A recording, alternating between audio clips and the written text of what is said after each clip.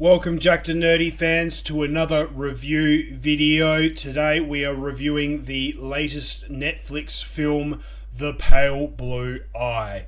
Before we jump into that review, if you haven't done so already, make sure you hit that subscribe button. That way you guys never miss out on a video. And if you do enjoy the content that we're putting out there, please make sure you give these videos a thumbs up. That lets us know that you enjoy our content and encourages us to keep putting it out there. Also, before we begin that review, if you are looking for more behind the scenes content, make sure you check out our Instagram. It is at Jackednnerdy. Lots of behind the scenes stuff going on there as well. So with that out of the way, The Pale Blue Eye, Netflix's latest investment into the film side of things. This film stars top names such as Christian Bale, Toby Jones. It has a lot of newer faces, you could say, in Harry Lawtey, Fred Hitchinger, but most importantly, Harry Melling. Now, you may not recognize the name, you may not even recognize the face. It took about half the film before Mrs. Jackednnerdy pointed it out to me. Harry Melling was the horrible cousin to Harry Potter in the Harry Potter films. So that young little terror, he's now all grown up. And this is the first kind of main feature film which I've seen him in years, all grown up. And between him and Christian Bale, they did a fantastic job leading this film. So, if you're not aware of it, The Pale Blue Eye on Netflix right now is a story about a veteran detective doing an investigation on a military installation about some young cadets being murdered. It's set back in the 1980s, and one of the lead characters is a young Edgar Allan Poe, played by Harry Melling.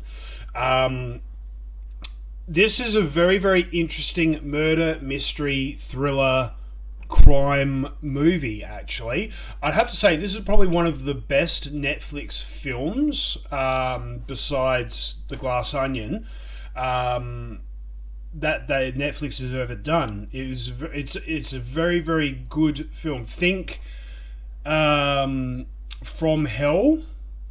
Very much in the same vein as From Hell. Obviously, it's not dealing with Jack the Ripper, but very much in the same vein of very dark, very suspenseful.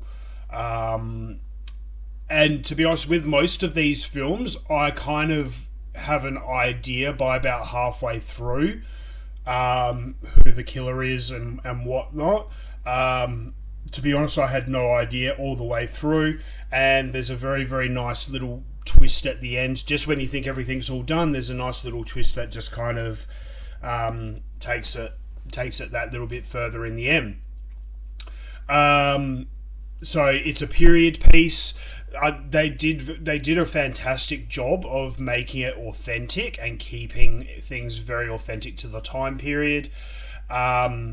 The scripting and the language used was really, really good. Again, like, you've got a really, really good cast of actors here, so I couldn't fault any of the acting in it.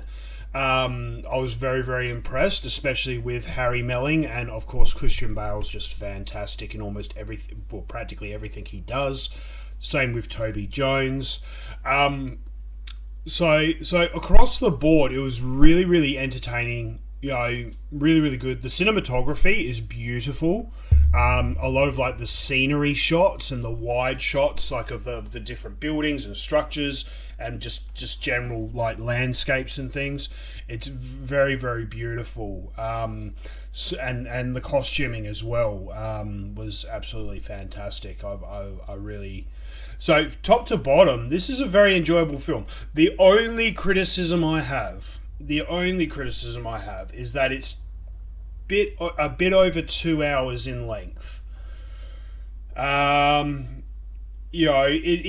it does drag out a little bit. Not too much, but a little bit. Like you very easily could have maybe knocked off maybe 15 more minutes, and made it a bit tighter.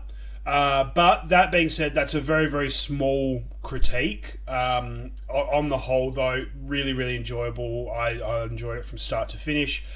The portrayal of Edgar Allan Poe by Harry Melling is really interesting and really good. Like, there are times though you're looking at him and he just creeps the hell out of you. But the rest of the time, he is very interesting, very, very interesting.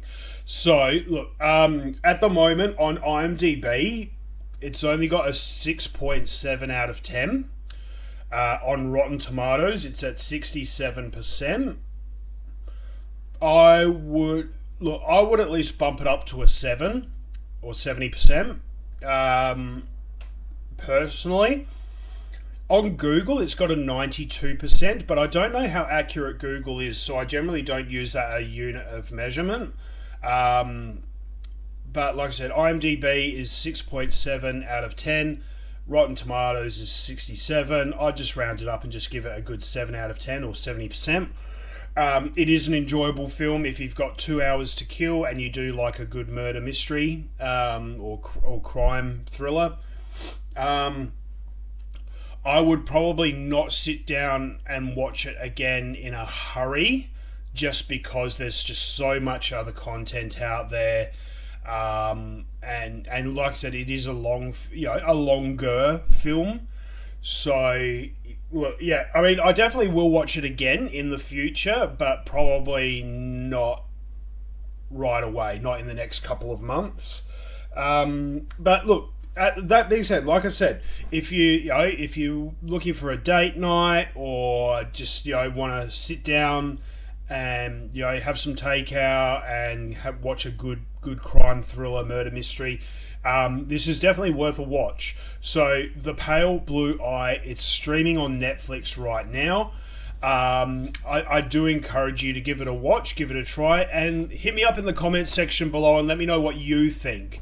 Is this a film that you enjoyed? Is this a genre type movie that you would be interested in watching?